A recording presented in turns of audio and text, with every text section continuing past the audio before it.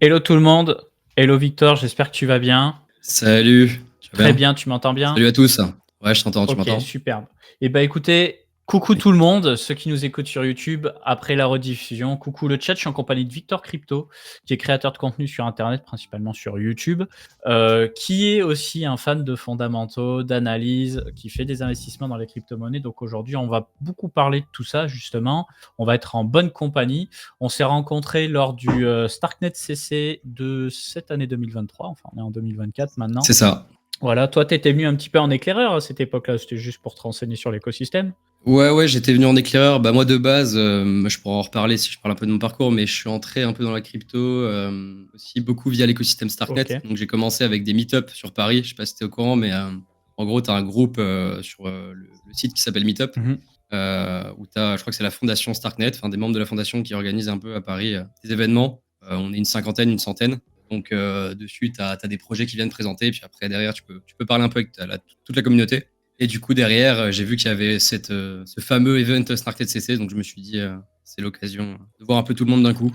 Alors, on me parle de décalage sans image, si c'est le cas, je m'excuse, moi je l'ai pas. Voilà, donc j'espère que sur la rediffusion finale, il y aura pas, sinon on fera avec, j'ai pas envie de couper tout le mood du stream. En tout cas, pas de souci. Et toi On donc? va actualiser un coup s'il y a besoin. Ouais, t'inquiète pas, ça devrait aller.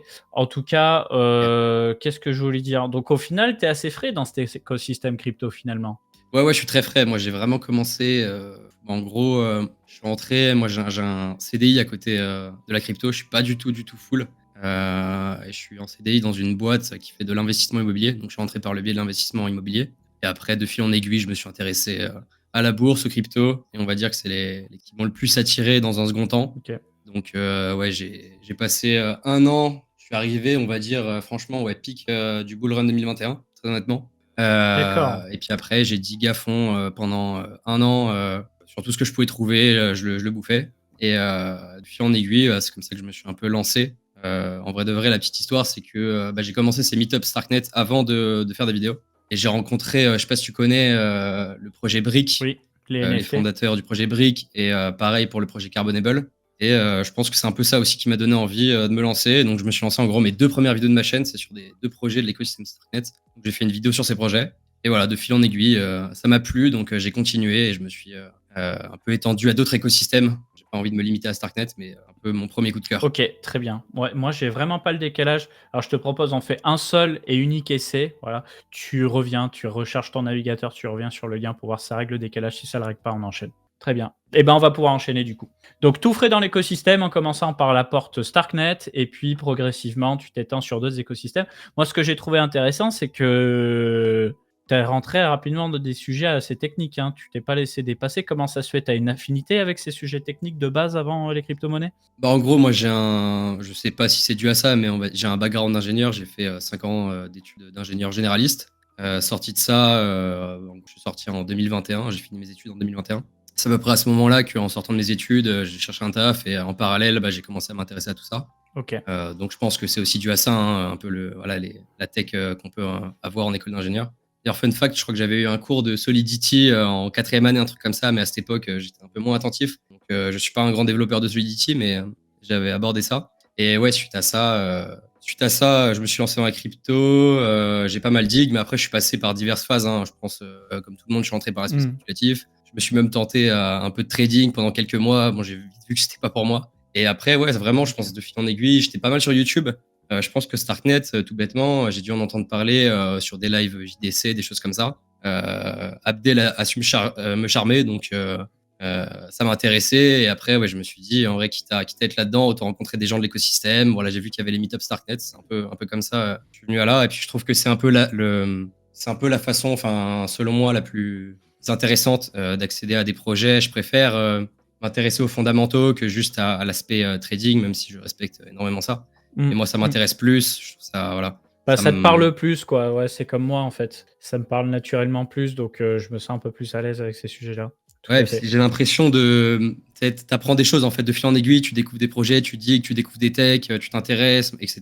Et plus tu fais ça, plus t'as un étendu, enfin, plus t'as de connaissances tout simplement sur l'écosystème en général, t'as une vision plus large et du coup, ça te permet voilà, d'avoir potentiellement des tests plus pertinents d'investissement, de savoir identifier des pépites avant tout le monde, etc. Je suis d'accord. Et bah, écoute, ce que je vais faire déjà, avant qu'on enchaîne, c'est que je vais montrer un petit peu tes réseaux. À commencer par ta chaîne YouTube qui est toute fraîche elle aussi, hein, finalement. J'affiche ça à l'écran tout de suite. Ouais, je l'ai lancé il y a Il y un an, un a peu un plus an. d'un an. 1 an, en commençant, bah, par du Starknet, hein, fidèle au poste. Tu nous as parlé de Brick, du coup, qui est un peu, le NFT builder, si je puis C'est dire. ça, ouais. Un sorte de Carbonable, Minecraft-like. Ouais. dont je suis actionnaire d'ailleurs. Et après, Ok. voilà, tu nous as parlé de sujets, divers et variés, en commençant par des bons layers, hein. Franchement, tu nous as parlé de C. Alors attendez 2 secondes, on va profiter de Ouais, c'est vrai que maintenant, je vois tout l'engouement qu'il y a autour de Sei. Avant, c'était vraiment pas le cas. En vrai, je me rappelle ouais. même plus comment j'étais tombé dedans. Mais je crois que j'avais dû voir des interviews de founders ou quoi. La tech m'avait parlé. J'ai vu que c'était un sujet pas trop abordé. Je trouvais la tech intéressante. J'en ai Mmh. parlé, mais ouais, à l'époque, c'était pas un sujet. Hein. Personne n'en parlait, quoi. Bah, clairement, enfin, c'était un layer, performant, mais dans une époque, bah, de bear où les gens on C'est avait ça, rien à ouais. secouer de Mm. tout, hein, finalement. Mais on voit d'ailleurs sur ta miniac, tu mets face à du Solana et Aptos et tu étais totalement en phase avec la réalité. Pareil, tu nous as parlé de Base. Base qui a eu quand même un moment de gloire, avec l'époque, comment ça s'appelait? Friendtech, Ouais, notamment. Voilà, puis ouais, Mutable X, AAV, BitTensor aussi, dont tu as parlé assez tôt, finalement. Donc ouais, ouais. en fait, tu es plutôt du genre à regarder un petit peu tout ce qui se passe, de différents créateurs de contenu, différents tweetos, et cetera, et quand ça te parle vraiment beaucoup, tu vas penser le sujet, tu vas essayer de le digérer et d'en proposer une vidéo. Ouais, c'est ça. Globalement, généralement, quand je parle d'un projet, c'est que j'en ai forcément entendu parler au préalable, soit sur Twitter, soit sur YouTube. Généralement, c'est pas, je vais pas sur CoinMarketCap à ouvrir 15 000 onglets et puis voir un peu ce qui se passe. Ça va plus se passer comme ça. Ouais. Mais ouais, c'est ça. Puis après, je me plonge dedans. Je prends toutes les ressources possibles et inimaginables sur le projet pour être sûr de capter le truc au maximum. Et après, j'essaye d'en faire une synthèse la plus claire possible. Mmh. On a la même méthodologie de travail, en réalité, et c'est intéressant. Donc tu as parlé de Nervos Network. On aura Ouais, le temps de revenir dessus d'ailleurs parce que potentiellement, c'est un truc qui va sortir d'un buisson pendant le cycle là. Parce que je sais que c'est une VC chain, je sais que c'est Proof of Work, je sais que c'est un layer 0, donc ça fait quand même beaucoup de buzzwords et pourtant, j'ai pas le sentiment qu'il ait pété plus que ça pour le moment. Probablement ouais, parce ouais. qu'il est très complexe et incompris en l'état. Même moi, hein, j'avoue que j'ai pas tout cerné, hein. C'est quand même un truc vraiment à part. Donc on pourra en Mm. parler si tu veux bien. Casper, c'était un meilleur one des influenceurs parce que tu avais des anciens d'Ethereum qui s'étaient barrés, etc. Pareil, on n'a pas vu de C'est grosses vrai. poussées sur Casper, ni même de build dessus. Mais pour autant, je pense que c'est bien que tu en aies parlé. Il y a de la demande sur ces sujets-là. Mm. Ouais, bah clairement, les trois vidéos là que tu vois, Multiversix, Casper, Nervos, bah, c'était des sujets moi, dont j'avais pas mal entendu parler, qui m'intéressaient et j'avais envie de me faire mon propre avis. En soi, concrètement, les projets que je connais le mieux, c'est les projets que je fais en vidéo. Quoi. Hmm. Généralement, typiquement, Luxo, c'est un projet qui m'intéressait de fou. Et vraiment, je l'ai fait limite pour moi. Quoi. Je me suis dit, OK, je veux connaître ce projet, je vais le pousser à fond. Je me suis dit, bon, bah, autant en faire une vidéo en fait, parce que le meilleur moyen pour comprendre quelque chose, en vrai de vrai, c'est de vulgariser. On se rend compte qu'on n'a pas vraiment compris un sujet tant qu'on l'a pas expliqué à quelqu'un. Ouais, et c'est très bien monté. C'est ça que je trouve assez impressionnant. C'est là où vraiment tu me bousilles. C'est que je sais pas avec quel logiciel tu bosses, mais tu arrives à créer une dynamique d'emblée sur tes vidéos qui sont vraiment intéressantes. Ouais, bah, c'est gentil, ouais. Je passe pas mal de temps dessus après, en vrai de vrai. Je suis sur DaVinci. Je sais pas si tu connais. Oh, DaVinci Resolve, ah oui, il Ouais. faut maîtriser quand même. Après, une fois que c'est maîtrisé, c'est que du bonheur. Mais Ouais, ça va. En vrai, tu regardes quelques tutos qui arrivent à te faire monter dessus. Et puis après, voilà, tu t'essayes de creuser, d'ajouter des petits effets que tu vois à droite à gauche, d'essayer de faire les mêmes. il est Et ouais, clairement, totalement ça rend gratuit en bien. version non pro d'ailleurs, C'est ce complètement logiciel. gratuit, ouais. Mm. Super, avec toujours des suggestions en description, un timestamping. Voilà, franchement, je vous invite vraiment à regarder. En l'occurrence, Luxo, je te proposerai d'en discuter tout à l'heure Ouais, dans cette carrément. émission. C'est un sujet que je maîtrise pas suffisamment, mais il y a une belle équipe derrière. Je pense que c'est Ouais, quelque chose dont il va falloir parler, surtout qu'ils ont fait un move depuis ta vidéo. C'est choisir d'en faire leur propre blockchain. Et je pense qu'à cette époque-là, tu n'en avais pas parlé encore dans la vidéo, j'en ai pas le souvenir, puisque l'annonce, elle est toute fraîche. Mm. Donc, je sais pas si tu as suivi depuis, mais ça va être intéressant. Bah, je vais pouvoir te challenger sur ces sujets-là. Voilà, Avec c'était plaisir. vraiment l'occasion de faire découvrir auprès de ma communauté aussi. On n'est pas beaucoup de francophones à vraiment poncer du fonda. En réalité, Ouais, je vois dans ce format-là, il y en a plein entre parenthèses, mais bien monté, carré. Je vois que Iril et toi aujourd'hui. J'ai peut-être un peu des œillères sur le reste, mais à part Iril et toi, j'en vois pas d'autres. Donc n'hésitez pas à consulter. Il n'y a pas des vidéos tous les jours. C'est généralement toutes les 2 ouais. semaines, un mois, mais généralement, c'est bien Ça. travaillé. Ouais, c'est ça. Bah, vu comme j'ai dit, j'ai mon taf à côté. En gros, mes vidéos, c'est le soir et le week-end, hein, globalement. Mmh. Donc, c'est le temps que j'arrive à dégager et garder un équilibre pour garder une vie sociale. Donc, ouais, c'est une vidéo toutes les 3 semaines environ. Quoi. Très bien. En tout cas, on demandait dans le chat, quel âge tu as, Victor, si c'est pas indiscret? J'ai 25 ans. 25 J'ai ans. 25 ans, ouais, j'ai fait mes 5 ans d'études d'ingé et là je suis 2 ans en gros que j'ai OK et donc là, tu as un petit taf et puis, sur ton temps libre et même en veille informatique pendant le taf, ça bouffe de la crypto, quoi? fait. Bon, en post-déj, ça peut regarder un peu Twitter, ouais. Ouais, bah, t'inquiète, je connais. Très bien, donc voilà pour les présentations. Fondamentaliste, investisseur crypto et bien, moi, j'aimerais déjà te demander, qu'est-ce que tu surveilles comme coin en ce moment? Tu avais fait une watchlist sur Twitter. J'imagine que tu en surveilles beaucoup, mais est-ce que tu as des coups de cœur en particulier en ce moment? Ouais, bah, comme tu as dit, j'ai un peu fait justement une watchlist qui reprend un peu, donc il y a des projets dans la watchlist que j'ai très peu creusé, d'autres un peu plus, mais il y en a vraiment, c'est en surface, mais je sais que c'est des projets qui peuvent m'intéresser et globalement, en fait, ce que je suis, c'est un peu ce que je fais en vidéo. Donc là, ma dernière vidéo, c'était un peu sur 3 projets, donc c'était Nabada, Hyperlane et Risque Zéro. Mmh. En ce moment, ce que je fais beaucoup, c'est, ouais, c'est des projets comme ça, tech, d'infrastructure ou quoi, qui ont pas encore sorti de token. Il y en a beaucoup en ce moment et ils commencent justement à faire parler d'eux là, surtout là dans la vague un peu, enfin, on est dans un moment où ça parle beaucoup d'airdrop, etc. Donc tout le monde OK. commence à se dire un peu c'est quoi les bons projets pour essayer de se positionner dessus. Et donc c'est un peu ça que, ouais, c'est ça que je surveille globalement. Donc il y a les projets dont j'ai parlé. Après, tu as aussi du Again Layer, t'as du Monad que j'ai envie de dig aussi un peu Mmh. plus, des choses comme ça. Mmh. On regarde vraiment les mêmes trucs, hein. Je tiens à te le Ouais. signaler, c'est vrai qu'on a les yeux un peu sur les mêmes narratives. Bah, on va revenir je vais réafficher l'écran tout de suite. On va revenir un petit peu sur la watchlist que tu as tweetée, que j'ai relayée d'ailleurs, pendant la masterclass crypto. Donc on va faire de haut en bas. Donc Eigenlayer, on est sur de la shared security avec du restaking. D'ailleurs, j'ai vu passer un truc tout à l'heure, je viens de le follow, je sais même pas si tu connais. Ça s'appelle Renzo Ah et non, ça me ça dit rien. s'appelle du Ouais, restaking. En gros, tu viens restaker chez eux et eux, ils gèrent tout ce qu'il faut, au niveau des caps sur Eigenlayer. ouais, bah, t'en as d'autres, tu as Etherfi aussi qui fait un peu pareil du coup, je suppose. Etherfi, c'est pareil, tu swaps leur token, en, je sais plus, quel, dérivé, c'est et eux, Ouais, ils te le restackent nativement sur Egain. ouais. Donc ouais, c'est Etherfi. Après, ouais, tu as des protocoles comme, Swell, mais de toute façon, quand tu vas sur, l'application de Eigenlayer, tu vois un peu, tous les projets qui te permettent de faire du restaking, Ah ouais, ils en parlent? Alors attends, bah, ouais, si tu tu sais vas quoi? sur Je l'app, je maîtrise pas du tout, non. Je ouais, suis tu vois, sur là, tu as un l'app. peu, ouais, c'est ça. Bah, là, tu vois dans les liquides restaking, tu vois un peu Ouais, tous les protocoles, qui proposent ça. OK. Donc tu passes par ces protocoles-là et c'est eux qui pilotent après? C'est ça. Bah, après, en gros, bah, ça dépend, tu vois? Swell, moi, j'ai tenté, j'ai utilisé Swell. Après, tu dois quand même, donc tu obtiens des SWETH, et une fois que tu as ces SWETH, tu retournes là, par contre, tu dois retourner sur EigenLayer pour les stacker. Mais Mmh. oui, bah, du coup, le projet que tu viens de montrer, la Renzo, du coup, pour moi, c'est un peu comme, Etherfi. Là, tu as pas besoin de faire cette action en plus. Tu as juste besoin de stacker sur la plateforme, et ils font le C'est eux qui restaking, tout pilotent. seul. Ouais, ouais. Donc on sait pas s'il y aura un airdrop. Tout n'est pas sans risque. Voilà, si vous passez par un Renzo, faut pas que Renzo se fasse, pirater. Clairement. Faut pas qu'Eigenlayer se fasse pirater. Voilà, donc Ouais, c'est ça. Et GainLayer, c'est un peu, de ce que j'ai vu, j'essaie toujours de voir un peu les points négatifs des projets. On va dire, ouais, une des choses qui est un peu dite en termes de limites, ça va être le fait que bah, GainLayer va potentiellement rajouter des couches de risque, quoi, parce que c'est mmh, des couches de risk taking. Donc, tu es dépendant des GainLayer, tu es dépendant du protocole, etc., des différents protocoles de risk taking. tu Mais as fait un petit peu globalement, de restaking chez eux?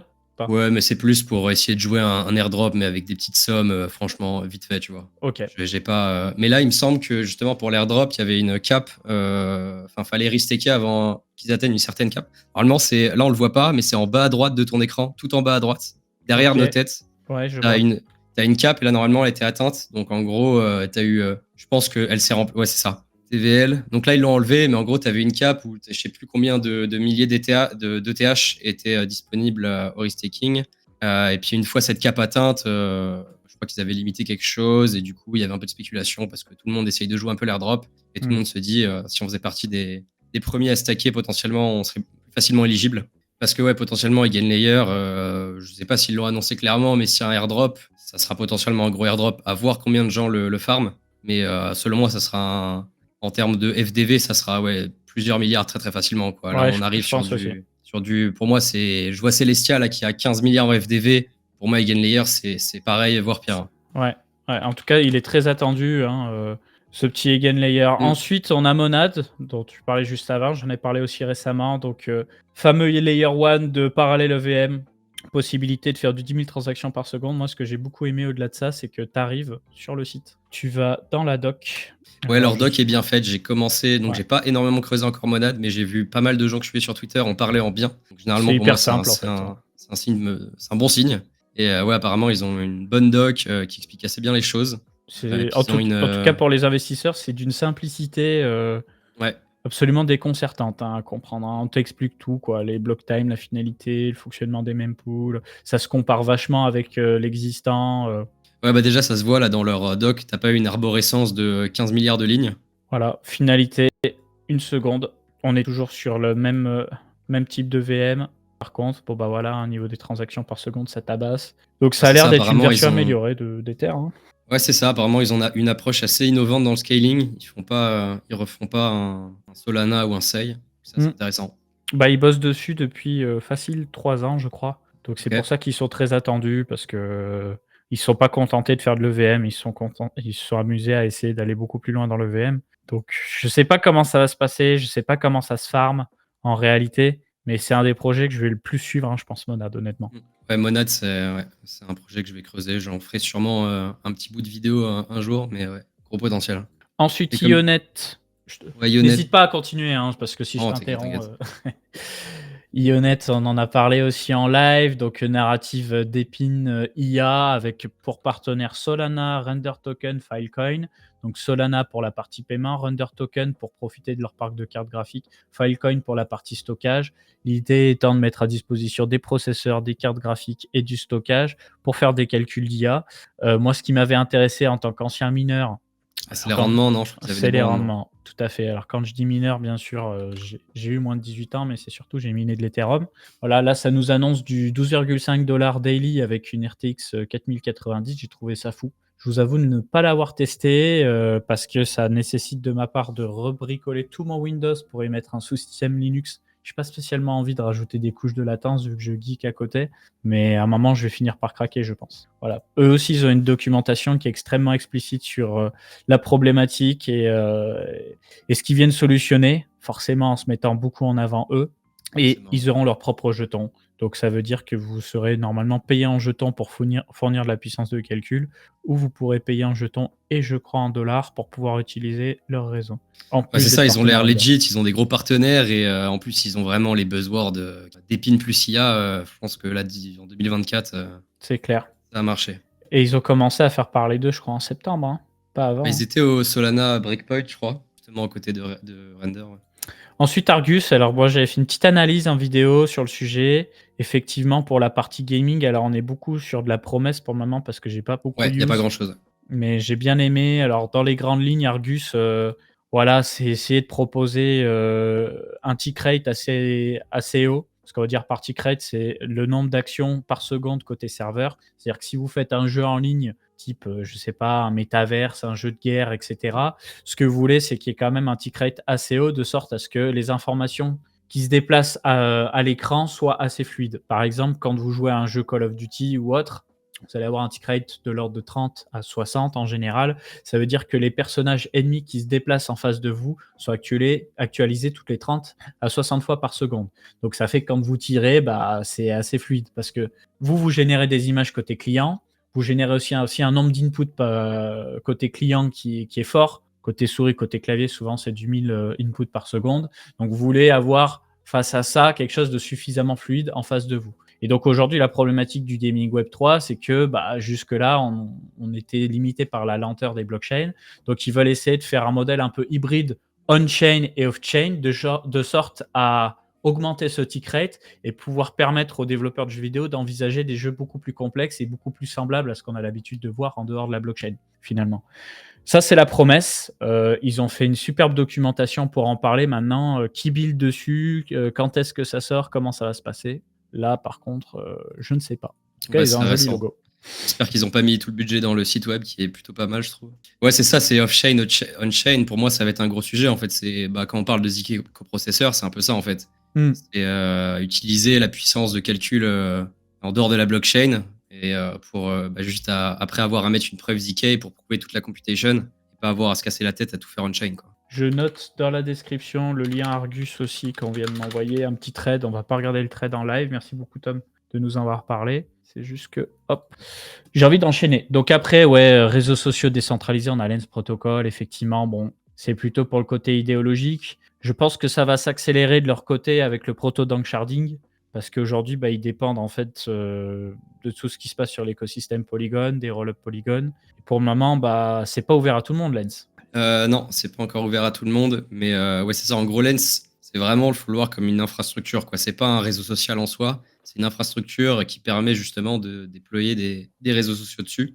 Moi, je suis un peu dessus. J'ai pas noté tous les projets un peu social-fi que je suis, mais j'en suis pas mal parce que je pense que ma prochaine vidéo, ça sera sur justement ce narratif dont on Ouais. parle pas du tout. C'est normal, il n'y a pas encore de killer app en particulier. Il n'y a rien dans le Web 2 qui nous fait croire qu'il y aura une explosion particulière. Mais voilà, je pense que ça peut être une narrative assez intéressante à suivre et potentiellement anticiper. Bah ouais, pour moi, ce qui accélérerait cette narrative, c'est que les régulateurs européens continuent de casser les couilles à Elon Musk en lui expliquant que c'est un sale antisémite, facho, patati, patata, et qu'il le force à appliquer de la censure massive sur Twitter. Soit il plie, soit il s'y oppose, et ça peut potentiellement mal finir. Et si ça finit mal, ça va aussi finir mal pour les utilisateurs de Twitter. Donc à ce moment-là, il pourrait y avoir une rotation on-chain. Ça ferait une niche, hein. Ouais, je suis Mais d'accord bon. que ça peut être un scénario. Après, un autre scénario, ça pourrait être, tu vois, un peu comme quand Facebook s'est renommé Meta. Ça a créé littéralement la hype C'est vrai. métaverse. Donc je C'est pense qu'en fait, tu vois, à l'inverse, un move typiquement de Elon Musk sur Twitter qui fait un move un peu à Web3, qui inclut un peu une fonctionnalité d'application décentralisée, ça pourrait justement déclencher potentiellement une hype là-dessus. Ouais, Parce mais je qu'après, pense pas qu'il le fera. la censure, le truc, c'est que dans tous les cas, elle est un petit peu dans l'idée obligatoire, parce que sinon tu finis en dark web et l'application peut devenir très sombre. Donc tu es obligé d'avoir un Je suis minimum d'accord. de censure. Mais voilà, tu peux avoir une censure saine. Mais en tout cas, je pense que Elon Musk se fera pas ce move Web3. Pour moi, c'est un businessman. Il en a absolument rien à secouer de Bitcoin et compagnie. Il veut juste avoir toutes les caméras sur lui. Il vit complètement pour les satellites, ce mec. Plus tu creuses et plus tu te rends compte que c'est un mythomane compulsif. Il fait des trucs de fou, Ah ouais. attention, hein. SpaceX, Tesla, c'est propre, hein. Mais si tu creuses bien, tu verras que c'est vraiment un énorme mythomane. Ne serait-ce que déjà l'acquisition de Twitter. Tu sais, au début, il le voulait, après, il le voulait plus, etc. Mhm. Tout ça, ça a été de la manipulation pour faire sauter le prix de Twitter en bourse, Ah ouais. pouvoir l'acquérir, Ok. etc. Oui, il a toujours fait ça. Tu vois, ne serait-ce que Tesla, de base, Tesla, c'est pas lui qui l'a fondé, Ouais, c'est une boîte qu'il a racheté, il a foutu dehors le cofondateur. Il y a toujours eu des histoires avec Elon Musk. Et moi, je pense que le côté Web3, il n'y voit pas d'intérêt, sauf si ça lui rapporte énormément d'argent. Et pour le moment, vu la niche que c'est, je pense pas qu'il y voit le bon intérêt. Et d'ailleurs, tu noteras qu'il veut ajouter des fonctions de paiement à X à horizon 2024 et il n'a jamais prononcé le mot crypto. Ouais, après, c'est sûr qu'il y a beaucoup de spéculation autour, mais non, je suis d'accord qu'il n'y a absolument rien qui certifie qu'il va faire quelconque move Web3. Mais bon, après, ça peut venir de lui, ça peut venir d'autre part, et puis il n'y a pas forcément besoin de ça pour lancer une narrative là-dessus. Ouais, Mais voilà. on va surveiller ça. Ensuite, on a Wormhole qui est historiquement un très gros bridge multi-chain, un des premiers bridges où tu avais de l'Ether, du Solana, du Terra Luna et puis plein d'autres. Aujourd'hui, ils ont leur propre blockchain. Ils n'ont pas leur propre jeton. Le jeton devrait arriver très probablement pour les gens qui ont bridgé des fonds chez eux ou qui ont utilisé certains écosystèmes liés à Wormhole, j'imagine. Ouais, ils ont beaucoup levé aussi. Ouais, ils ont levé comme des fous. Ils ont déjà subi un piratage d'ailleurs. Ouais. Très gros piratage qui a été compensé par Jump Crypto. Et on me demande dans le chat, est-ce que c'est supérieur à Layer 0? Je ne sais pas. On aura une autre interview avec l'infréquentable demain du coup, pardon.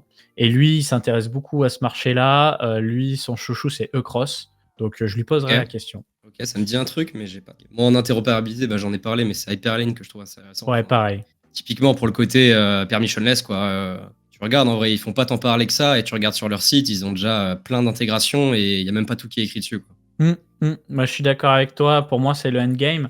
Après, se posera la question de la sécurité. Les Bien sûr, partenariats et de la ça, sécurité. c'est le plus parce gros que enjeu, là-dessus, tout se joue là-dessus, hein. En tout cas, les copains, si ça vous intéresse, je sais plus si c'est sur ma chaîne ou celle de Coin Academy. Ouais, t'en avais parlé aussi, il me semble. Hyperline, ça doit être Coin Academy alors. C'est sur Coin Academy, j'ai interviewé le CEO d'Hyperline pour les intéressés. Et on vous explique le concept, hein. C'est sous-titré par défaut en anglais, il faut lire l'anglais. J'ai nourri la description d'ailleurs pour que vous puissiez comprendre un petit peu de quoi il s'agit. Donc n'hésitez pas à regarder ça. Hyperlane, du coup, concurrent de Layer 0, Axelar, Across, Wormhole, Phoenix et etc. CIP. Ensuite, on a Dimension. Dimension qui a annoncé son airdrop récemment. Alors, Dimension, c'est sympa parce que eux, ils ont annoncé leur existence très très peu de temps après l'apparition de Celestia. Moi, je le considère comme un concurrent de Celestia, même si c'est pas tout à fait la même chose dans le sens où c'est pas un data availability layer. Là, on est plutôt sur un écosystème qui permet d'émettre des roll-up, enfin des app chains, pardon. Eux, ils appellent ça des roll-up, voilà, assez facilement. Bon, la finalité est à peu près la même. Donc, c'est une sorte de layer 0, compatible IBC, je crois, qui a lui-même son propre protocole pour que les différentes roll-ups de l'écosystème Dimension puissent s'échanger les données, pour pas qu'il y ait de fragmentation de liquidité. Voilà. Je sais pas quand ça sort, mais je pense que ça va sortir sous peu pour profiter du buzz Celestia. Donc voilà, les spéculateurs qui nous écoutent, c'est pas un conseil d'investissement, mais quand on voit ce que le Celestia est en train de nous faire comme poussée, vous inquiétez pas que les dimensions, les sagas, on va y venir aussi puisqu'ils ont annoncé leur airdrop tout à l'heure, ça va pulluler dans tous les sens et les roll-up as a service aussi. D'ailleurs, du roll-up as a service, tu en as cité un, c'est Caldera. Donc, qu'est-ce qu'on veut dire par roll-up as a service?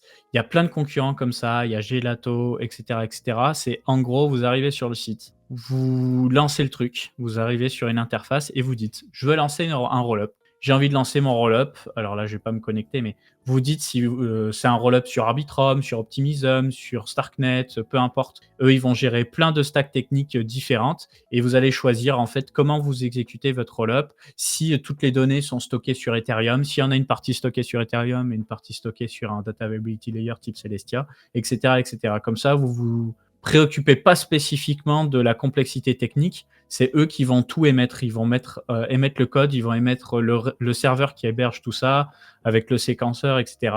Vous y mettez juste un nom, un token si vous le souhaitez et vous hébergez vos applications par-dessus. Je sais pas si avec Caldera, tu peux choisir où tu mets ta donnée. Je sais qu'avec Dimension, tu peux le voir derrière sur leur site. Ils ont un onglet où tu peux voir un peu les différents roll-ups qui sont sortis et ils annoncent où ils mettent la data. Donc pour l'instant, tu n'as que du Celestia et du Avail. Ok. Avail est dans ma liste aussi. Gros projet de DA. On va en parler. Mais je pense que si, ou alors ils vont le faire sous peu parce qu'ils vont tous le faire en fait. Ouais, clairement. C'est pas un concurrent de Celestia. Celestia, c'est un settlement layer, oui. Mais ce que je veux dire, c'est que on peut les mettre tous dans la catégorie modularité. C'est tout dans cette nouvelle narrative de modularité où il y en a qui vont faire que du settlement, il y en a qui vont faire et du settlement et les roll-ups qui vont avec. Il y en a qui vont faire aussi, tu les as notés, hein, tout ce qui est séquenceur décentralisé. Par exemple, Astria, c'est à la fois un réseau de séquenceurs décentralisés, mais c'est aussi, dans le cas de Astria EVM, un roll-up EVM qui peut être connecté à Celestia. Donc chacun va jouer une narrative un petit peu différente. C'est ça, ouais, c'est des composants. Pour faire un roll-up, tu as besoin du settlement, de la DA, des séquenceurs. Et du coup, tu as plein de projets qui font plein de briques. Et puis après, les projets, ils pourront voir à droite, à gauche quelle technologie ils préfèrent pour monter leur roll-up eux-mêmes. Alors, par contre, Giza, je ne connais pas. Giza, très intéressant. En plus, ouais, ils sont sur des bonnes narratifs. C'est en gros le narratif du ZK-ML, donc du Zero Knowledge Machine Learning. En gros, ils vont un peu, pas à l'encontre de BitTensor, mais ils font pas les choses de la même manière. BitTensor, c'est que tu vas entraîner sur leur réseau, tu vas faire du machine learning directement sur BitTensor. Eux, en gros, ce qu'ils disent, c'est que en vrai, le machine learning, faut le faire off-chain. Par contre, tu vas pouvoir, avec leur technologie, faire ton machine learning off-chain et avec la technologie Zero Knowledge, mettre la preuve Zero Knowledge que tu as bien fait ton machine learning pour le vérifier et le valider en fait. C'est pour ça que c'est un peu considéré aussi comme un ZK coprocesseur, mais c'est un ZK coprocesseur qui est spécialisé dans la narrative IA en gros. Très bien. Avec en partenaire du coup Herodotus qui C'est lui-même sur un ZK Starknet. coprocesseur. C'est sur Starknet, très bien. Ah mais on m'en a parlé ça. On m'en a parlé une Starknet, c'est sûr. On voit Class Lambda aussi, entreprise spécialisée dans la cryptographie. Ok, très bien. Qu'est-ce qu'on a d'autre? Bear Chain que je connais pas, si tu veux nous en parler. Ouais, Bear Chain, ça fait partie des projets que j'ai le moins creusé, mais j'en ai pas mal entendu parler à droite à gauche par des gens qui s'y connaissent un petit peu et ils avaient l'air assez bullish dessus. Ils le mettaient dans leur top un peu des prochaines sorties avec des monades, etc.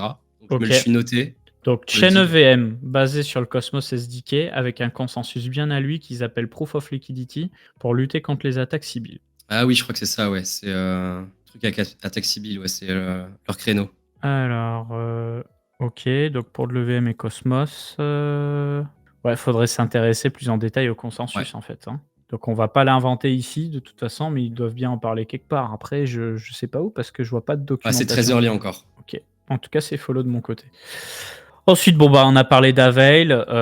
Avail. Alors tu as noté Rollups. Moi, il pensait que c'était uniquement un data availability layer, hein, donc pas que. Ils permettent aussi. C'est sur la narrative, en gros. Quand je dis roll-up, c'est quand tu as une roll-up, tu peux utiliser Avail, en fait. C'est un terme générique, roll-ups, Ok. pour dire, enfin, tu vois, même les séquenceurs décentralisés, etc. Hmm. Parce qu'il me semble que j'ai dû voir qu'ils faisaient pas peut-être que de l'ADA. Je pense que c'est ça. J'avais dû check, ils doivent potentiellement faire une autre partie, et pas que de l'ADA. Ouais, regarde, ils disent Avail vous laisse lancer une blockchain en 1 minute. Mettez à jour la logique de votre chaîne sans redéployer un smart contract. Ouais, c'est ça. Donc, Ils font, ouais, ils donc ça font a l'air beaucoup de d'être le DA, cas. mais ils Hein. font pas que. Ouais. Ils n'ont pas l'air de faire que de la DA, ouais. Ok. Et Avail, grosse team. Hein, je crois que j'avais check. Il y a des gros noms. On me dit dans le chat, regarde Versatus VRRB. Ouais, après là-dessus, si on commence à regarder tous les. On n'est pas du tout ça. Moi non plus. On l'a là. Il y avait un Twitter Ah en ouais. deuxième lien quand tu as fait la recherche. Novel Proof of Claim. Ouais. Putain, mais ça s'arrête jamais, hein. Mais ça sert à ça, les lives aussi, hein. C'est qu'on découvre des trucs. Là, pour le coup, je n'en ai jamais entendu parler. Mais j'ai pas un Twitter avec ça, là. Si, il y en avait un, si tu reviens dans ta recherche Google, c'était le. Ouais. Parfait. Ouais, c'est tout frais. Ok. La liste s'agrandit, hein, dit en live. Hein. Oh là là. Il y avait quoi aussi? Alors après, pour ceux qui ça intéresse, il y a. Est-ce que tu as noté Eclipse là-dedans? Non. Non, j'ai Là, pas ici. noté Eclipse. J'en ai parlé dans ma vidéo sur Hyperlane. Intéressant. Ouais. À surveiller aussi. Eclipse, je l'ai mal écrit ou... Et en bas, si, là. Ouais. Eclipse, donc voilà, pour lancer de la Solana VM sur Ethereum et Celestia. On a aussi Movement. Donc Ouais. cette fois, Movement aussi, ouais. c'est pour ça, lancer. Tout ça, ils sont compatibles avec Hyperlane, justement. Avail utilisera le Matic. Je ne sais pas. Je ne crois pas. Avail, c'est un concurrent de Celestia, ouais. Avail, c'est un concurrent de Celestia. Avail, ils sont dissociés de Matic, ouais. Ouais. En tout cas, officiellement, parce qu'officieusement, tu as quand même beaucoup de gens de chez Polygon qui les poussent auprès de leur réseau. Ah oui, mais je crois que le co-founder de Avail, c'est un co-founder de Polygon. Moi, j'en ai réentendu parler récemment en soirée de la part de Ternoa, parce que Ternoa va devenir un layer 2. Et ils me disaient que justement, ils allaient aussi stocker de la donnée sur Avail potentiellement, parce qu'ils étaient en contact avec eux par le biais de quelqu'un de Polygon. Tu vois. Ok, je savais pas que Ternoa voulait se faire ce move. Bon, en vrai, t'en as tellement qui font ce move. Ouais, bah le problème, c'est que l'écosystème Polkadot, il est un petit peu l'Indus-Gag et... Ouais. Et eux, ils build, donc ils ont envie d'aller de l'avant, donc je comprends totalement. Bref, voilà, Movement, Astria, Radius pour les séquenceurs décentralisés, Espresso aussi, hein, qui est un réseau de séquenceurs décentralisés de mémoire. Expresso séquenceur. Voilà. Après, vous avez d'autres noms que vous pouvez retrouver dans les rapports Messari. En tout cas, une watchlist assez similaire à ce que je regarde moi. Et on parle de Namada, mais il faut aussi penser à... Comment ça s'appelle? Anoma. En gros, je parle surtout de Namada parce qu'aujourd'hui, Anoma, c'est vraiment une infrastructure assez générale, qui est un peu dure à définir. Et Namada, c'est vraiment la première instance, donc c'est un peu la première chaîne concrète qui sorte. C'est pour ça que je parle particulièrement de ça. Mais oui, Namada, c'est un peu un sous-projet de Anoma. Et on va pouvoir enchaîner sur les Layer 2. Je ne les connais pas tous, toi non plus, mais peut-être que tu as des choses à m'apprendre. Est-ce que tu t'es renseigné sur Manta ou pas? Alors vraiment, les deux, là, Manta et Métis Andromeda, j'avoue que j'ai vu qu'il y avait un peu de hype actuellement. Je pense que c'est passager, honnêtement. Je me suis pas mal intéressé au Layer 2. Après, peut-être qu'il y a quelque chose que j'ai mal compris ou que j'ai pas suivi ou que j'ai loupé. Mais ouais, j'ai l'impression que c'est... Alors Métis, initialement, c'est un fork d'Optimism ou un fork d'Arbitrum, je sais plus, où il changeait un petit peu la gestion en interne pour avoir une latence différente sur la génération des preuves, la contestation des preuves, etc. Beaucoup de gens étaient bulles sur le cycle précédent. Après, c'est parti un peu à la cave. En fait, les efforts se sont concentrés sur les deux duos. Hein. Et là, ce qui s'est passé, c'est qu'apparemment, ils ont débloqué du fric pour relancer un petit peu la machine. Okay. Il me semble aussi que la maman de Vitalik a un lien ce que j'allais dire, avec Métis. Ouais, c'est spécial. Coin Academy, Métis, attends, je vais te retrouver ça. Alors, je vais pas taper maman, je vais taper Vitalik. Natalia et la... Voilà. Donc... Ah Advisor, c'est marrant, il me semble que la dame, là, c'est Meda Parlikar, c'est la cofondatrice de Casper. Ouais, c'est ça. Ouais. C'est ça. Donc, il y a surtout du très beau monde. Alors, une grande force de l'équipe Netix ne serait pas complète sans mentionner Natalia. C'est la cofondatrice de CryptoChicks avec Elena et une conseillère technique principale pour Métis. Ok. Donc, elle a la maman de Vitalik et advisor Métis. Anciennement. Après, est-ce que ça a servi à quelque chose Je pense pas trop. Manta, j'ai l'impression que c'est... Je vais parler un peu vite, hein. Mais j'ai l'impression qu'ils veulent être au four et au moulin pour exister, parce qu'à la base, je crois qu'ils avaient rien à voir avec des Layer 2, ils ont fait un pivot complet. Ça devait être une Layer 1, il me semble. Ouais. Mais ouais, il me semble que ils ont dû rider, ils ont dû avoir un marketing un peu agressif, ils ont dû rider Ah, sur les bonnes tendances. c'est la tante de Vitalik et pas la mère, on me dit dans le chat. Ok, désolé. Si l'info est erronée, je m'en excuse, j'ai fait que reprendre l'article. On va aller voir Déjà, leur site. quand tu vois la description de Manta là, qui disent backed by Polychain, Binance, Polygon, Layer 0, Celestia, ça plaît aux investisseurs, on va dire. Modular blockchain en Ethereum. Donc c'est un EVM équivalent ZK qui va. Alors je comprends pas le secure via Polygon ZK EVM en fait. Qu'est-ce qu'il veut le dire par là? Bah, ils ont peut-être utilisé la stack de Polygon ZK EVM. Ils ont dû se monter avec la stack de. Parce que tu sais, Ouais. Polygon ZK EVM, c'est pour. Tu peux l'utiliser un peu comme la stack d'Optimism. Ça doit être ça. Ouais, ils ont pris tous les buzzwords là. Après, peut-être qu'ils l'ont vraiment fait, hein, ils sont vraiment build avec tout, mais ouais, je pense qu'entre ça, le fait qu'ils ont levé il y a pas longtemps, ouais, c'est ça, c'est que le 14 décembre, là, je vois sur leur Twitter, ils ont levé 60 millions de Polychain Binance. Ouais, regarde là, on voit Parachain, Polkadot avec Manta Atlantic Layer 1, c'est ça. Donc ils ont fait une rotation d'un Layer 1 à un Layer 2. Ok, c'est ça. c'est ça. Très Bon, bien. intéressant, après à voir, hein, s'ils arrivent à attirer des projets, je pense que leur écosystème est très, très limité aujourd'hui, mais Bah là, ça pousse, hein. Là, ça pousse la TVL. Je sais pas ce qui s'y passe ouais, après, dessus, mais. faut voir la TVL qu'il y a dessus, hein. Faut Hmm, voir de quoi les composer. hmm. Parce que je crois qu'ils ont marqué là, ouais, qu'en gros, ils font du native yield for ETH and stablecoin. Donc, si c'est de la TVL avec. En gros, il y a un airdrop, donc ça se trouve, c'est que des gens qui vont stacker justement des stables et de l'ETH.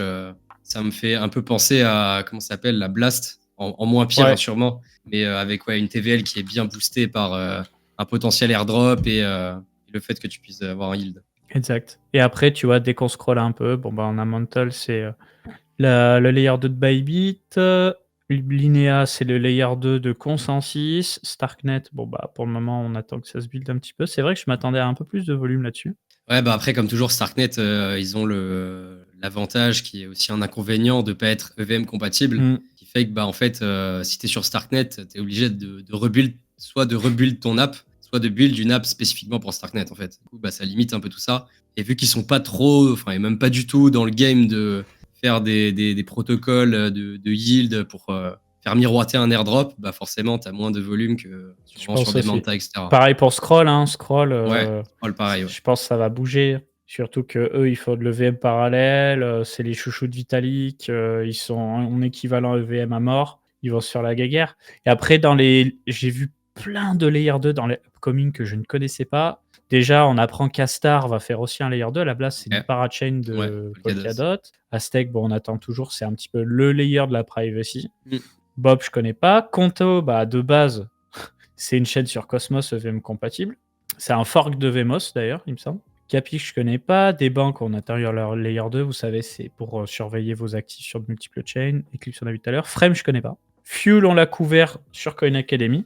Eux, ils utilisent un modèle un petit peu maison en UTXO pour paralléliser eux aussi les calculs, mais c'est pas de l'EVM. Voilà, donc ils ont leur propre écosystème à eux. GRVT, je connais pas.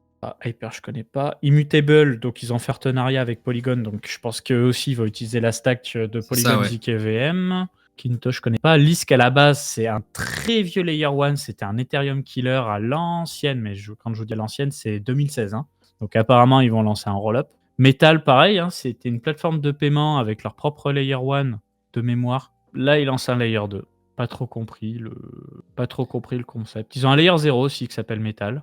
Ils sont layer 0, layer 2, ils sont tout à la fois. Faire pas confiance à première vue. Je sais pas, ouais, j'ai l'impression que tout est fait pour maintenir le jeton en vie. C'est le jeu aussi. Mine, je connais pas. Tout ça, je connais pas. Ouais, de toute façon, ça va pas aller. Plus ça avance, moins ça sera possible de suivre toutes les chaînes qui vont se lancer. Hein. Ils vont devoir faire un choix d'afficher que les plus grosses ou je sais pas. Mais il y en a tellement.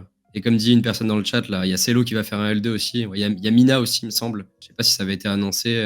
Ouais, il y a de fortes chances que Mina devienne Layer 2. Il y avait cette spéculation il y a longtemps déjà. Taiko, en tout cas, gros concurrent de Scroll en EVM compatible.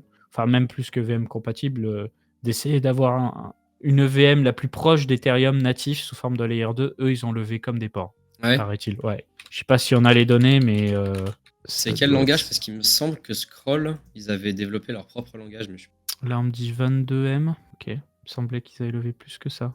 Il y a un round où on sait pas combien ils ont levé. Ok.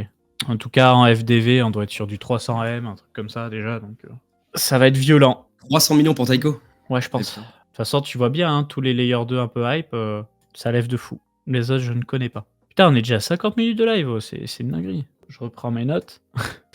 Ouais, est-ce que tu veux nous parler un peu plus en détail de Luxo? Ouais, ouais, avec plaisir. T'as un axe en particulier Bah, dans les grandes lignes, qu'est-ce qu'ils viennent apporter comme valeur par rapport à d'autres layers sur le game, la tokenisation des NFT en général? Ok, alors en gros, Luxo, faut savoir que ça a été construit par un ancien lead dev de chez Ethereum, Fabien Vogelsteller, qui a genre co-créé le standard de token ERC20. ERC20, en gros, c'est le token qui est utilisé par énormément de cryptos comme le Link, etc.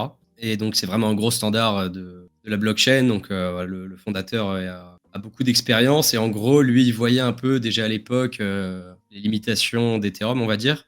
Et puis il a décidé un peu de créer toute une liste de standards pour blockchain. En fait, Luxo, voilà, il se brande un peu comme la blockchain pour la creative economy. Ça, c'est l'aspect un peu marketing. Mais concrètement, Luxo, c'est une liste de standards blockchain qui permettent différentes choses. Et c'est surtout des standards qui vont être utiles pour tout ce qui a un rapport avec l'account abstraction. Donc, Ok. en gros, leur créneau, leur but, c'est de créer, d'accueillir, d'être l'infrastructure qui pourra accueillir des projets que tu pourras utiliser sans avoir à te créer un MetaMask ou quoi. C'est pour ça qu'ils se positionnent un peu créateur économie, parce que potentiellement, bah, tu pourrais faire voilà, des marketplaces NFT grand public, tu pourrais même potentiellement faire des réseaux sociaux dessus, ce genre de choses. Donc vraiment, ce qui les différencie, ouais, ça va être leur stack technique qui permettent de faire des applications utilisables par monsieur tout le monde. Par exemple, une des features qu'ils mettent en avant, c'est que quand tu arrives sur une application qui est sur Luxo, en fait, t'es pas obligé tu pourras faire des transactions sans avoir à payer. C'est-à-dire qu'ils vont, le projet va payer par exemple, les premiers frais de transaction pour toi. Derrière, tu n'auras pas besoin de te créer de wallet. Donc, potentiellement, tu peux utiliser un projet, tu arrives dessus, tu n'as pas besoin de te créer de wallet. Tu mets, je sais pas, un mail ou n'importe quoi, une connexion Google, et puis tu peux utiliser le truc sans avoir à payer de frais. Et donc, c'est un peu comme ça qu'ils essayent d'onboard les gens. Hmm. Après, voilà, ils ont aussi de gros advisors. Ils ont une team plutôt solide. Ok, donc tous ces nouveaux standards qui seraient au niveau applicatif sur Ethereum sous forme de IP et pas forcément au niveau du protocole, eux, ils veulent l'intégrer directement à bas niveau sur le protocole et essayer de pousser des use cases pour toucher des créateurs. C'est ça, ouais, c'est plein de LSP. Combien on a? 20, 25, 30, un truc comme ça. Et tous ces LSP, voilà, ils vont avoir diverses fonctionnalités. Tu as aussi des LSP pour les NFT, pour avoir des NFT qui permettent de faire plus de choses que les NFT sur Ethereum, ce genre de choses. Donc en gros, ouais, investir dans Luxo, bah, c'est parier sur le fait qu'il y ait des projets qui choisissent cette infrastructure pour build. Je sais que récemment, le projet a pump un petit peu. Bah, d'ailleurs, dans les advisors, tu avais un ancien de chez qui travaille actuellement chez Nike sur ça s'appelle RTFKT, Artefact. Ah, ok. Et il a fait un tweet là très récemment où il disait que il avait un peu en vue Solana et Luxo potentiellement faire des choses dessus. Voilà, c'est un peu ce genre de choses. Ok, donc ils font vraiment les mannequins. Ils Je crois s'intéressent qu'ils beaucoup étaient aux en couple créateurs. avant, les deux cofondateurs qui se sont séparés. Très intéressant. Je vois le délire. C'est sympa, hein, c'est à suivre, hein, cette affaire. Alors, accessoirement, si vous n'avez pas beaucoup d'historique sur le prix du jeton pour ceux que ça pourrait tenter, Ouais, c'est n'oub l'XE. n'oubliez pas qu'il y a un ancien jeton, ouais, qui lui a bien bougé depuis. Ouais, c'est pour ça, en vrai, bah, comme dit Likma dans le chat, la Quant Abstraction, c'est l'avenir. Pour moi, c'est plus qu'un narratif, en fait. C'est comme l'interopérabilité. Oui, c'est un narratif, mais pour moi, ça fait partie des briques essentielles qu'on doit avoir et qui devront être mis en place. Mmh. Et du coup, ouais, Luxo, potentiellement, sur le papier, en tout cas, permet vraiment de faire ça très bien. Après, à voir, hein, parce que derrière, leur blockchain, bah, c'est un Ethereum-like. On connaît les limitations d'Ethereum, donc faut prendre Ouais. ça en compte. Ouais, de toute façon, c'est la volonté de faire les choses un peu différents, comme l'ancien CTO qui a créé Polkadot, tu vois, Kevin Ouais. Wood. Tout à fait. Qu'est-ce que je m'étais noté d'autre? Saga, bon, on a regardé rapidement en off ce qu'il en était. Saga, c'est encore un autre concurrent pour émettre des rollups, enfin des chaînes souveraines plutôt. Je sais pas comment on peut appeler ça. Ouais, c'est ça, en gros, de ce que j'ai compris. J'ai regardé rapidement avant le live. En gros, si vous connaissez l'Interchain Security de Cosmos, bah, il te propose un set de validateurs. Comme ça, bah, si tu es un projet, une entreprise, tu veux développer ta chaîne et tu n'as pas envie de te prendre la tête avec toute la tech, avec le set de validateurs, bah, tu vas utiliser Saga. Ils vont te fournir un set de validateurs, ils vont te fournir une infrastructure performante, sur le papier en tout cas. Et c'est un peu leur promesse, ouais. Donc en gros, ils essayent de. J'avais regardé rapidement, je crois, sur leur light paper. Ils se comparent aussi à l'Interchain Security et ils disent qu'en gros, leur plus-value, c'est qu'ils sont permissionless, que bah, n'importe quel projet peut utiliser leur tech. Alors que bah, Cosmos, forcément, tu es obligé de passer par des étapes de gouvernance si tu veux Mm. bénéficier de tout ça. Ouais, donc il parle beaucoup de parallélisation. Ça me fait penser à. En fait, il faut un peu du Polkadot, mais en permissionless. Ouais, Polkadot Cosmos, quoi. Ouais, c'est ça. Mm. Je crois la team, j'ai regardé, il y a des anciens de chez Tendermint, chez Apple, des choses comme ça. Alors attends, Saga CryptoRank. Combien ils ont levé les cocos? À mon avis, on va prendre fort. Alors 5 plus 6,5, ça fait 11,5, 13,5. Ok. Dont Ignite, qui est l'entreprise derrière Cosmos. Hein. Ok. Polygon Studio, Merit Circle. Ok. Qui est un Layer 1 Gaming. Placeholders, je les ai vus plusieurs fois, eux. Ouais, ça me dit un truc. Ouais, C'est un petit VC, mais ouais, ils placent des billes un peu partout, Placeholder. ouais ma monade Beaucoup dans aussi. l'écosystème Solana, tu vois. On a Squad, c'est pour faire des multisig, des wallets un peu complexes sur Solana. Tensor, c'est une marketplace sur Solana. Comme tu dis, il y a Monad. Ouais, je les ai vus sur un projet qu'on nous a envoyé récemment. Du coup, le monde est petit. Mais je pensais qu'ils avaient levé plus que ça, tu vois, Saga. On va surveiller ça. Je pense qu'ils vont avoir une petite hype pour eux, en tout cas. Mainnet V2, etc. Ok, on commence à être pas mal là. Hein. Je vais aller voir ma liste vite fait des trucs à dig. On va pas reprendre les 160 éléments que j'ai épinglés, surtout qu'il y a beaucoup de projets gaming. Mais il y a quelques trucs qu'on va pouvoir épingler rapidement. J'ai Et des plein listes de trucs aussi que je comme ça connais sur pas. Twitter avec tout un tas de projets que j'aurais jamais le temps de dig tous, mais bon, Tu c'est vois, pas grave. on a des ZK coprocessors, Interwoven Rollup. Oh là là là là, mais il y a des trucs, je les redécouvre. Je sais même pas ce que c'est. C'est juste, voilà, ZK coprocessor. Je sais que de tête, je vais pas tous les prendre. C'est juste, on va se taper une barre et après, on terminera l'émission là-dessus. Parce que je pense qu'il y a du lourd là-dedans. Linera, ouais. Et souvent, c'est con, hein, ce que je veux dire. Hein, mais je me laisse vachement appâter par des jolis logos aussi. Les logos, ça joue à mort. Hein. Bah surtout Saga, ça j'ai se bien voit, je fait. trouve, quand t'as un logo qui fait pro ou pas pro. Ouais. Et donc ça en dit long un peu bah, déjà sur le budget qu'ils ont ou qu'ils débrouillent dans leur projet. Je vais pas tout dire, mais c'est sûr qu'il y a certains sites, quand tu les ouvres, bon. Polymère. Ouais, on est déjà pas mal là. Il faudrait que je fasse du nettoyage là-dedans, bon sang. On est déjà pas mal là. Allez, je vais m'arrêter là. Scale, si, je vais mettre Scale, je connais pas plus que ça, mais j'en entends beaucoup parler. Bon, Chroma, c'est un layer 2, ZK EVM, ok, je sais plus où ils en sont. Ça continue de tweeter, mais j'en entends pas trop parler, j'avoue. Ensuite, on a Brevis, bon, ZK coprocesseur, je l'ai ouvert pour le délire, mais voilà. Initia, qu'est-ce que c'est? Binance Labs, qu'est-ce qu'ils font ces gens-là? Coming soon. Bon, bah, comme ça, on va vite fixer. Interwana Munitia Rollup One Explorer. Ça sent encore un truc pour déployer du rollup à gogo, ça. Hein. Ça nous parle de 10 000 transactions par seconde. Ah, regarde. Donc, on a un block time d'une demi-seconde, compatible IBC, un protocole de communication entre les différents rollups. Et on nous parle de Canonical Token ici. Donc, eux, ils appellent Initia Fungible Token. Mais bon, c'est pour dire, je pense que si tu as un token sur un layer un émis chez eux et un deuxième layer, il doit avoir la même valeur.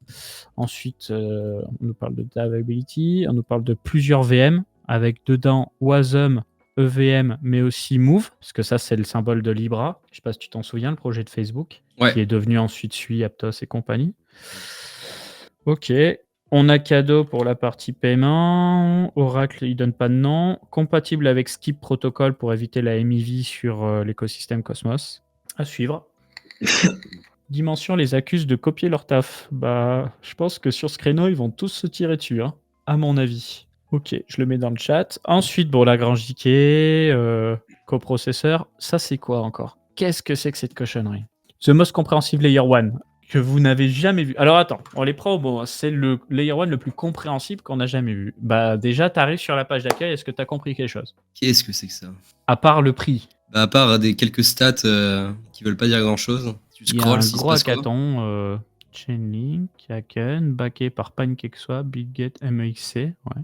Je trouve que si ton argument principal c'est ça, c'est Proof of Area. faiblard. Alors, Proof of Area. C'est un algorithme, réduction des coûts liés au Proof of Stake Ouais, et la globalement, j'ai sécurité du l'impression que Proof c'est of un Work. mini remaster du Proof of Stake. Il y a plein de projets qui aiment bien faire ça, inventer des Proof of machin Ouais, truc, et au final, ouais, c'est juste des petits tweaks du Proof of Work. tout à fait. Oula, attends, Ariane City, Virtual World. Oh, blockchain, IA. Ah, Artificial Intelligence. On a quelques buzzwords là. 600 600 000 000. transactions par jour. Bah là, c'est all-in. Hein. T'avais un projet aussi qui mettait un nombre de transactions, c'est Layer N, je crois que ça s'appelait. Et ouais, ils se Ouais, vantaient qu'ils Layer étaient N, 100 ouais. fois plus rapides que Solana, là. Ouais, je sais. Et Abdel, il y croit pas trop. Tu sais qu'il bosse avec des gros, hein, Layer N. Hein, Layer N, d'ailleurs. moi j'avais vu parce que je crois que c'était, ils voulaient utiliser un peu de stack de risque zéro. Donc, Ouais, c'est pas que du vent, je trouve ça assez sérieux. ouais, block time de 50 millisecondes. Ils utilisent IgainDA. Ouais. IgainDA qui a un projet, qui a un Twitter à part, qui est un peu un concurrent de Avail, comme on a vu. N'hésitez pas à dig davantage de votre côté. Il est très probable que dans les projets qu'on a montrés là très récemment, il y ait des grosses arnaques. Même si le site est très joli, ça peut puer l'arnaque plein nez. Donc méfiez-vous. Je n'accuse personne en particulier. Hein, c'est juste, faites pas de bêtises, les potes. Voilà.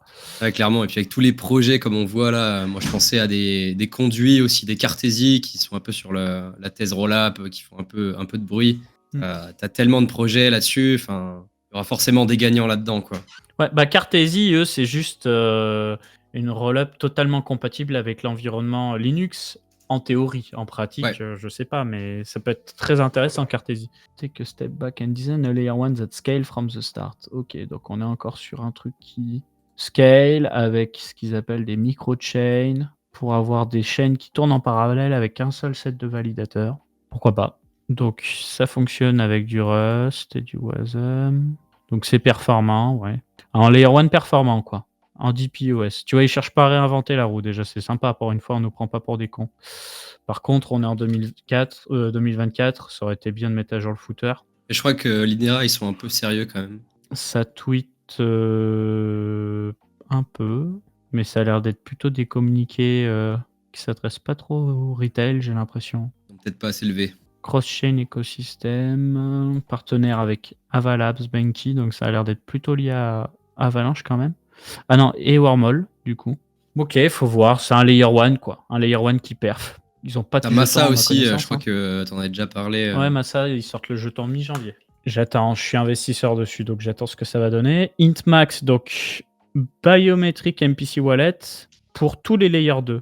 Donc ça aussi, c'est un truc pas trop connu pour émettre des roll-up. Mais ça, il me semble que c'est très sérieux par contre. Je crois même que Vitalik en avait parlé. Par contre, le fond du truc, je connais pas trop. Je vous mets dans le chat si ça vous intéresse, si vous voulez dig les potes. J'avoue, je maîtrise pas trop. Most Secure Hyperscaling Solution. C'est ambitieux. Ok. Faudrait regarder en détail. Near Zero Gas Payment. Unchained Privacy. Alors, Intmax. Attends, je mets une traduction française. Permet une véritable interopérabilité, permettant aux utilisateurs de transférer des jetons depuis d'autres Layer 2, comme Scroll ou zk-Sync, via le nouveau canal de paiement Intmax. N'importe qui sur un Layer 2 Ethereum peut effectuer des paiements avec sa crypto avec des frais proches de zéro. Bah, pourquoi pas, à surveiller. Faudra creuser plus en détail, particulièrement la doc, parce que souvent les sites, ça reste quand même très sommaire. Il faut vraiment lire le white paper, la doc, pour comprendre ce qu'il en est. Bon, la C'est doc est impossible pas avec un datée. site de tirer trop de conclusions. Ça peut être éliminatoire, mais généralement, surtout quand tu vois plein de projets à la suite comme ça, c'est compliqué de savoir celui qui va tirer son épingle du jeu. Ouais, ça a l'air d'être une variante de ZK Rollup. Ouais, bah c'est ce qu'ils disent en fait. Tu vois, tu as Optimistic Rollup, ZK Rollup, et eux, ils ont une approche encore un petit peu différente du reste. Donc, à surveiller un peu plus en détail, peut-être, Max. Ok. Ensuite, on a Zero L Network. Donc, eux, il me semble que c'est encore des trucs basés sur le langage Move de Sui et Aptos, avec une équipe un peu plus. Enfin, un peu moins VC. Ok. Après, ouais, je crois que c'est un langage intéressant, comme le Move qui a ses avantages. Il y a paraît, quand même des ouais. innovations intéressantes à prendre dessus et Aptos. Tokenomics, des grosses VC chains, ça joue pas en leur faveur. Il y aura une rediff sur YouTube, bien entendu. Si vous nous écoutez sur YouTube, n'hésitez pas à liker, nous dire ce que vous pensez de tout ça en commentaire. Si vous avez dit, nous mettre une petite description de ce que vous avez appris sur un des projets cités, peut-être, qu'on puisse participer tous ensemble.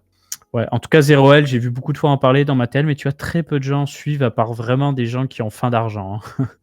À Starknet Digger, ça c'est un mec qui est très qui Bah, suit tout Starknet, quoi, qui l'écosystème, suit ouais. énormément de projets de l'écosystème Starknet. Ponzi, Prince, Not So Fast, ils aiment l'argent, hein, donc c'est tout ce que j'en retiens. Ensuite, et c'est pas une critique que je fais. Epton Layer 3, donc lancer des Layer 3 avec des sidechains et des roll-up. Donc ça, pareil, personne suit à part les copains. À suivre. Reducing. Ils ont déjà un jeton, eux HTE. Attendez, je regarde juste par curiosité. HTE Epton. Ouais, d'accord. Tout le monde s'en tape. C'est sorti courant de l'été. Il n'y a que MEXC qui a listé, tout le monde s'en branle. Et leur contrat est sur Arbitrum. Polymère. Alors ça, par contre, ça c'est lourd. Tu connais ou pas?